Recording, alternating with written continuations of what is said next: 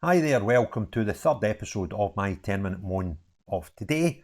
And the topic of this 10-minute moan is the sentencing of 5 pro-Palestinian protesters for acts they carried out in Glasgow. So this article I'm going to use as reference is from the Herald. Their reporter Jodie Harrison wrote this piece today, and the headline is Pro-Palestine activists jailed for Glasgow Thales protest.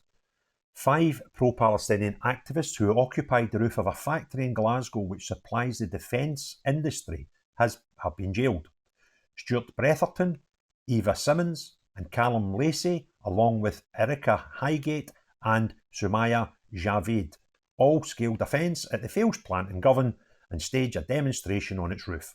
Hygate and Javaid also broke into the factory, damaging equipment meant for submarines, and threw smoke bombs into an area used by hundreds of workers, causing it to be evacuated. More than £1 million of damage was estimated to have been caused at the plant. All were handed sentences ranging between 12 and 24 months after pleading guilty to breach of the peace. Hygate and Javaid also admitted damaging property. Glasgow Sheriff Court heard that the group had gathered outside the plant early in the morning of, and this is important, the 2nd of June 2022. Dressed in orange overalls and balaclavas. I'll come back to the date later.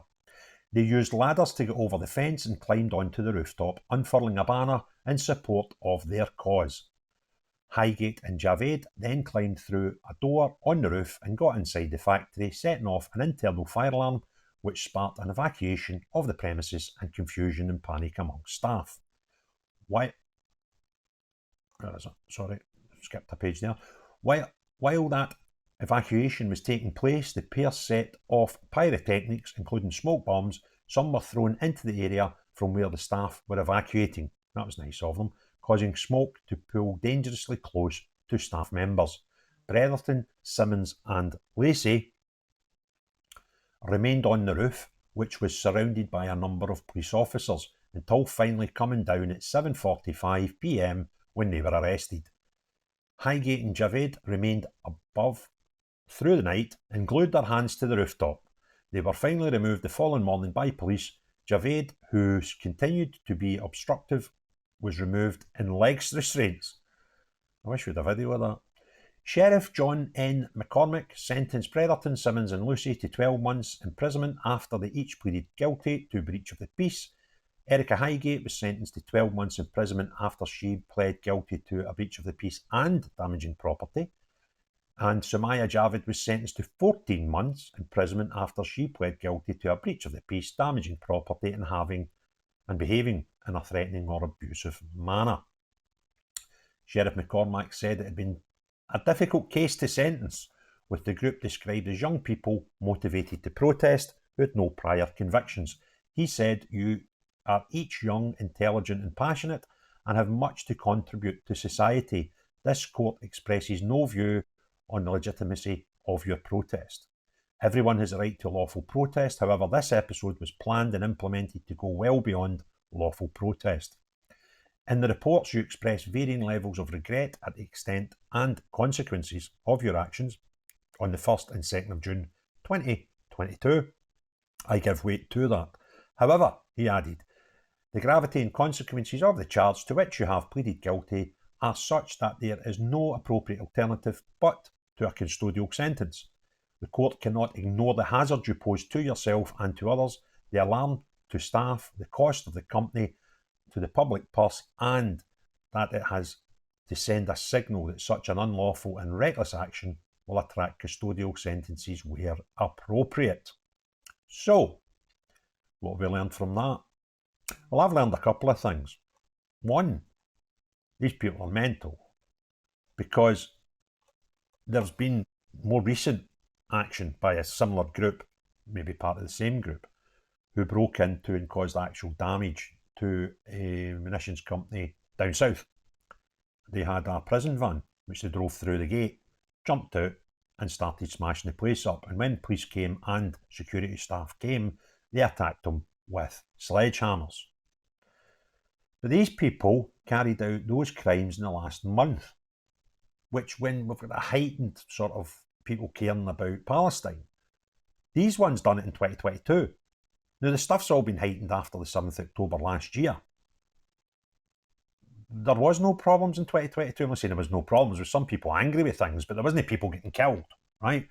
So I don't really understand why they felt that they had to break into a munitions place when Israel were nearly throwing bombs and firing bullets in 2022. But the other thing I find interesting is the sentencing. Because if you've sentenced for 14 months for those crimes, and we've got another gang in jail just now, awaiting trial and hopefully sentencing for what happened in the factory down south, then hopefully we can get bigger sentences for these people, you know, because this is what it's all about recently, isn't it? People that protest and take it into violence have to get put off doing that. That's what the courts have been telling us with all these, as they tell us, far-right protests that are going on.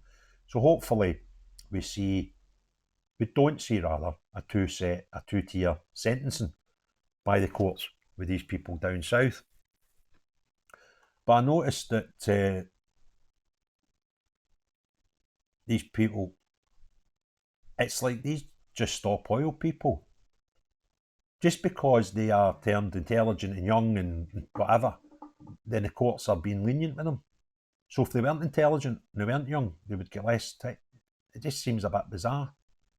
I've never heard anybody sentenced in all the ones that have been sentenced for the recent, the far right, inverted commas, protests where any judge has been lenient because of somebody's age or their intelligence. They just get sentenced. So if these people weren't just as young or weren't just intelligent, would we have been looking at a bigger custodial sentence? That's where we're left to surmise from what's happened here. But I'd forgot about this story because it was 2 years ago. And if they've pled guilty, they would have had the opportunity to plead guilty probably 2 years ago, because they would have been arrested, charged, sent up to court, and been able to plead yes or no, I'm guilty or I'm not guilty. And if they'd done that, they'd have been in, served their time and been out of jail by now. I would have said to them, you've buggered about for 2 years. Your lawyers have obviously been playing games. And probably been less lenient. Because they obviously pled guilty recently, if not today, because they've been sentenced to trial. It couldn't have been today, it must have been recently. They certainly didn't plead guilty 2 years ago, or they would have been in, sentenced, served their time, and be away up the road. So there we go, some other madness by these people. Now, they're obviously no far right, so does that mean we can call these ones far left activists? Crackers, a lot of them. Absolute bonkers. And I'm glad to see it, because all we've heard is how bad these people on the perceived far right are. And now we've got convicts, criminals, on the far left. So, enjoy the video, give us a thumbs up. If you've not already done so, please hit the subscribe button and notifications. But unless you're some of these people that think it's smart being up there, calling out, for action against a country that wasn't at war at the time, unless you're not those people, see everyone else, have a great day. Cheery, bye now.